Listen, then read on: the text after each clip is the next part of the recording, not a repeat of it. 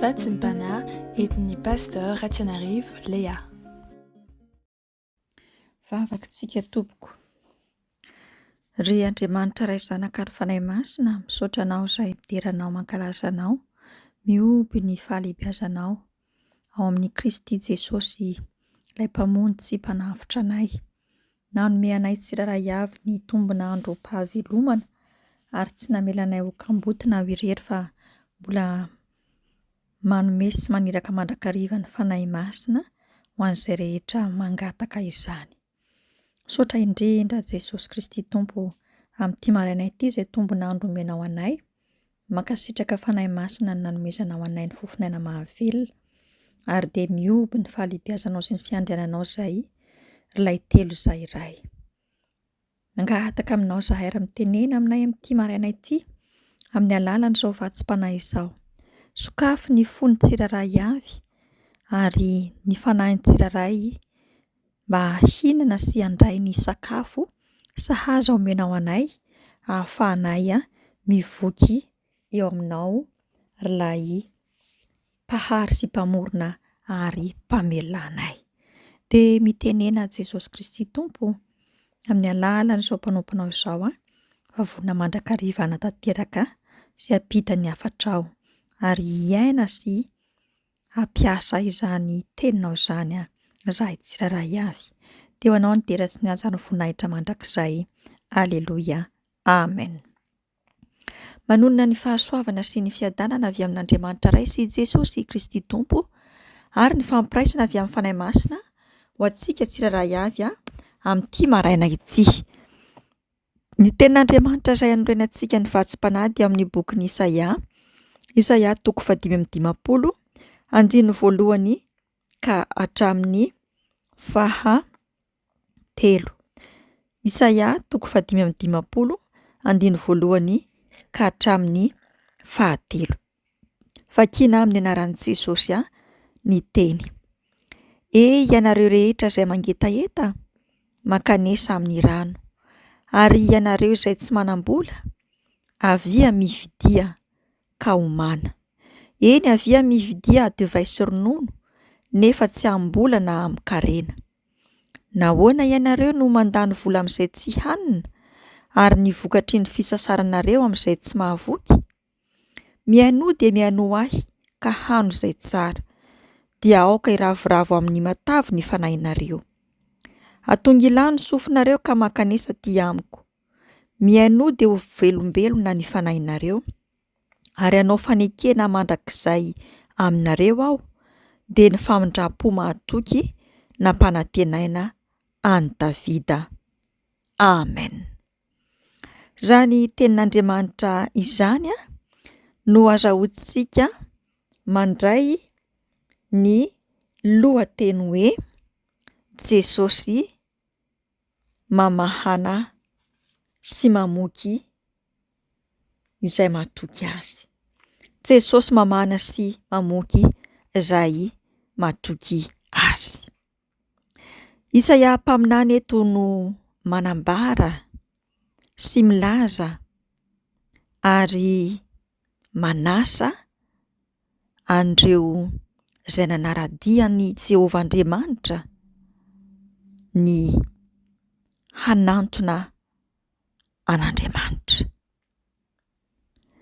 Dia nambarany tao anatin'izany teny novinakitsika teo izany fa betsaka tamin'ireo vahoaka izay nanaradia an'Andriamanitra no nangetaheta, noana, dia nambarany Isaia teto hoe avia mankanesa ty ozy, na tsy manam-bola ianareo fa afaka mihinana, afaka misotro, ary izany fihinanana sy fisotroana izany dia tsy am-bola ozy izy na am-karena. Ny zavatra nisy tamin'ireto zanak'Israely reto dia nanana ny vola aman-karenany ihany izy ireo, nanana ny valikasa sarany izy ireo, fa ny valikasa sarana izay azony dia nolaniny tamin'izay tsy hanina. Ary izay nahatonga ny tenin'Andriamanitra teto miteny hoe fa maninona ny vokatry ny fisasaranareo no lanianareo amin'izay zavatra tsy mahavoky. Miainoa dia miainoa ahy ho Jehovah Andriamanitra, ka handro izay tsara dia aoka iravoravo amin'ny matavy ny fanahinareo. Mifanohatra mihitsy izany ny hanoanana sy ny hetaheta ambaran'Andriamanitra eto sy ny fijeriny zanak'olombelona. Ary samihafa ny famaritana ny atao hoe hetaheta sy ny hanoanana, satria Jehovah Andriamanitra dia miteny hoe mila miaino raha toa ka tia hanana fahavokisana sy teo afaka hetaheta ary tia hanana firavoravoana ny fanahin'izay manaradia azy. Ny vanim-potoana izay iainantsika dia samy miara-mahita isika fa atao hoe vanim-potoana mihasarotra, ary betsaka amintsika izay manaradia ny Jesosy na manompo an'i Jesosy koa na tsy manompo azy, ny manana ny asa aman-drarahany, manana ny sasarany isan'andro mba haninona, mba hahazahoany vola sy harena. Ary ny hery lanian'ny olona anankiray na ny hery izay lanianao dia hoe hiasakasaka andanin'ny heriko azahoako ny vola aman-karena mba hananako retirety tsara rehefa tonga ny fotoana tsy ahafahako miasa intsony. Miasa mafy aho azahoako vola aman-karena mba azahoako trano be, azahoako tômôbilina tsara, mba ahafahako izay mampifalifaly ny tenako, mba hananako fari-piainana mitovy amin'ny nen'ny hafa na ambony nen'ny hafa. Kanefa ny mba fantatritsika moa fa ao anatin'ny fotoana izay tsy ampoizitsika dia mety ho avy tampoka koa raha fahafatesana. Ary amin'izay fotoana sioro izay na amin'izao fotoana sioro izao dia mba efa nipetraka tao anatin'ny saintsika tsiraray avy ve ny fanontaniana hoe inona no antony mahatonga ahy andanin'ny heriko? Dia mamaly tsika hoe mandany ny heriko aho satria mba hahazo karama, hahazo ny vola aman-karena, ahafahako miaina ary ahafahako manana fiainana tsara.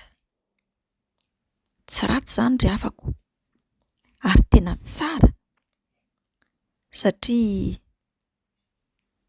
araka ny tenin'Andriamanitra hoe izay tsy miasa aoka tsy hihinana. Kanefa raha miasa izaho sy ianao, miasa mba hiainanao ve? Hanatanteranao ny sitraponao sy ny filan'ny nofinao? Sa miasa ka hanatanteraka ny sitrapon'Andriamanitra? Ary izay no mila hanoingilanantsika ny sofintsika, ahafahantsika mandre sy maheno ny hafatra avy amin'ny Jesosy Kristy Tompo, ka hahatonga ny fanahintsika ho velombelona. Fa izay mihaino sy manongilana ny sofiny, manaraka ny sitrapon'Andriamanitra, dia mazava ho azy ny teny fampanantenana izay nataon'Andriamanitra tamin'i Davida fa famindrapo mahatoky mandrakizay no nomeny Jehovah Andriamanitra, ary feno ny fahavokisana sy finoana ka miaraka aminy. Patsaroantsika moa fa Jesosy Kristy Tompo tetỳ ambony tany dia niran'Andriamanitra iray hiasa hanatanteraka asa. Ary izay nahatonga ny Jesosy niteny sy nanambara tao amin'ny filazantsarany Jaona 4:7-30 amin'ny anaran'i Jesosy hoe ny haniko dia ny manao ny sitrapony izay naniraka ahy ka mahatanteraka ny asany. Sika tsirairay avy izay miasakasaka manatanteraka ny asa, mahazo ny fitahiana maro samihafa vokatr'izany asakasaka sy hery izay lanianao izany amin'ny asa izay tanterahanao. Moa fa anatanterantsika ny asan'Andriamanitra, ny vokatr'izany fisasarana, ny vokatr'izany asa izay tanterahanao izany isan'andro.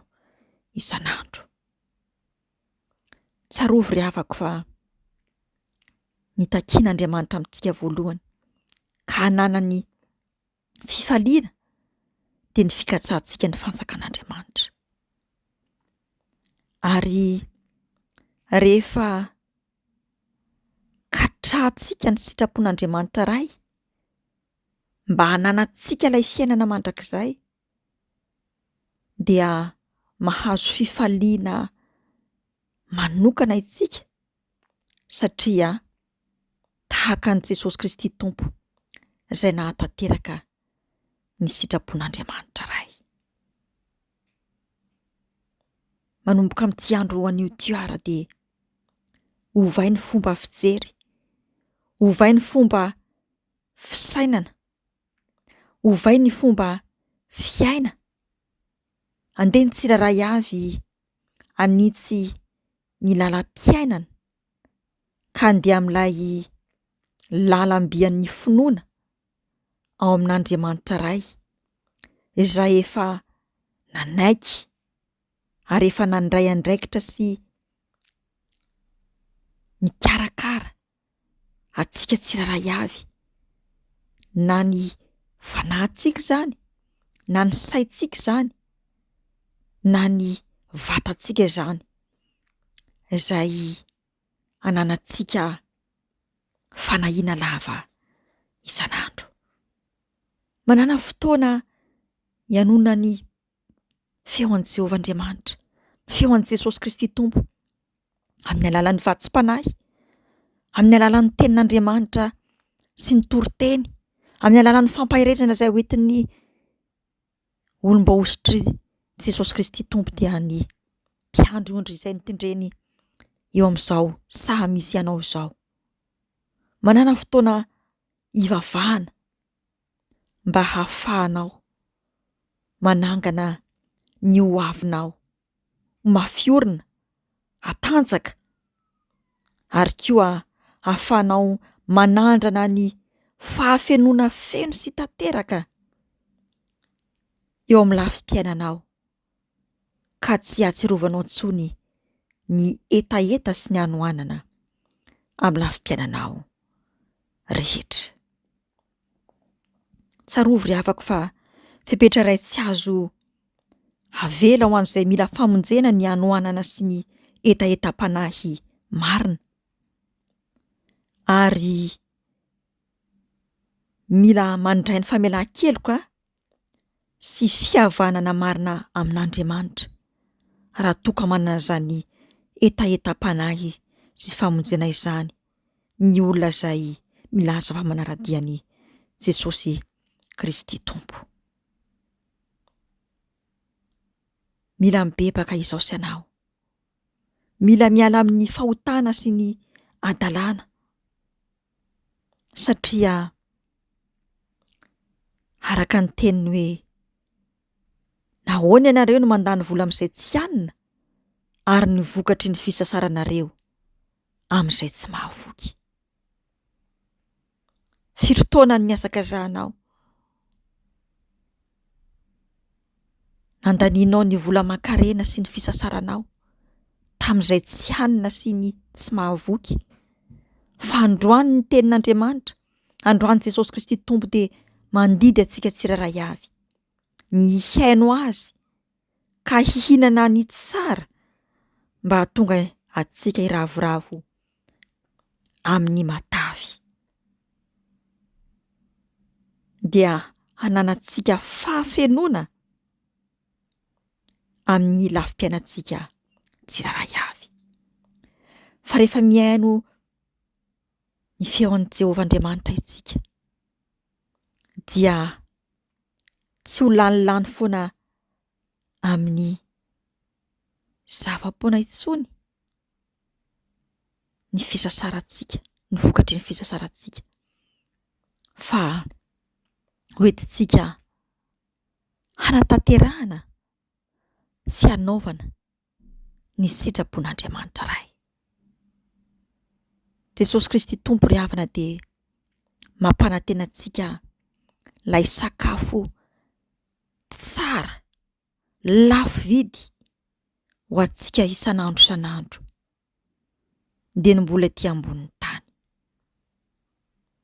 Fiainana feno fifaliana sy firavoravoana, fiainana tsy misy tebiteby, ary tianao va ny hanovan'i Jesosy Kristy Tompo feno sy tanteraka ny fiainanao ka hahatonga anao hatanteraka ny sitrapony dia hiaino ny feony? Atoloran'i Jesosy ny fonao, mibeba, meteza ho amboariny sy hovany tanteraka ny fomba fiainanao tsiraray avy. Ny takiana amintsika dia lalatokana, manantona azy, manokatra ny varavaran'ny fontsika mba hahafahany miditra ao anatintsika tsiraray avy, dia ho tanteraka amintsika ny fanekeny izay nambarany sy nolazainy, fa indro aozy momba anareo mandrakariva ambara-pahatonga ny fahataperany izao tontolo izao. Vavaka isika, saotranao izay ry Tompo sy mpanjakanay, saotranao izay ny amin'ny teninao satria mampatsiahy anay ianao ary mandona ny fonay sy ny fanahinay tsiraray avy, manaitra anay ary mitarika anay mba hibebaka satria izay tsiraray avy dia mandany ny vola amin'izay tsy hanina ary ny vokatry ny fisasarana amin'izay tsy mahavoky. Bebaka eo anatrehanao izay Jesosy Kristy Tompo, noho ny tsy fetezanay hiaino ny teninao sy tsy fetezanay hihinana izay tsara avy aminao. Mangataka aminao izay fanahy masonao, amboary ovao, ahitsio ny fomba fiainan'ny tsiraray avy, ahitsio ny fomba fiainan'ny isam-pianakaviana, mba handeha sy hatsiaro fa ny antom-pahavelomany tsiraray avy sy ny fianakaviana tsiraray avy dia ny manatanteraka sy ny manao ny asa izay nampandrahan'ny Andriamanitra iray ary mahavita ny asanao Jesosy Kristy Tompo. Aoka ny tsiraray avy ara hanonitra izay rehetra tsy vitany, manoloana ny asanao izay mbola tsy tanteraka sy tsy totosa. Ary indrindra indrindra Jesosy Kristy Tompo, handany ny vokatry ny fisasarany amin'ny fikatsahana ny fanjakanao Andriamanitra iray. Ataovy matsiaro izay tsiraray avy fa tsy maintsy mitady anao Jehovah, raha toa ka mitady sy hanantena ny valim-bavaka avy aminao. Aoka izay tsiraray avy Jesosy hatsiaro fa misy fetra koa ny fotoana izay azon'Andriamanitra amonjena anay, fa ho avy ny andro ka tsy anaiky ho hita intsony Andriamanitra. Ny fihevitra ao mantsy Andriamanitra dia tsy mba fihevitra ahy, ary lalanao tsy mba lalanay. Havozy ny sainay tsiraray avy mba hiova, havozy ny lalanay tsiraray avy sy ny fanindrinay mba handeha amin'ny sitrakao Andriamanitra ray ao amin'ny Kristy Jesosy, izay nekenay ho tompo sy mpanapaka ny fiainanay. Tazony mafy izay fa tsy mahatananao, ary terizo mafy sao raraka eny am-pandehanana. Fanahy masino aza vela tafandrimandry ny tsiraray avy, fa tena aoka ho noana sy angetaheta marina ny fahamarinanao, satria ianao Jesosy Kristy tompo no milaza hoe sambatra noana sy mangetaheta ny fahamarinana, fa izy no fokizana. Aoka izay tsiraray avy ary angetaheta sy noana ny fahamarinanao Kristy Jesosy, ahatanteraka ny sitrapon'Andriamanitra ray. Aleluia. Amen.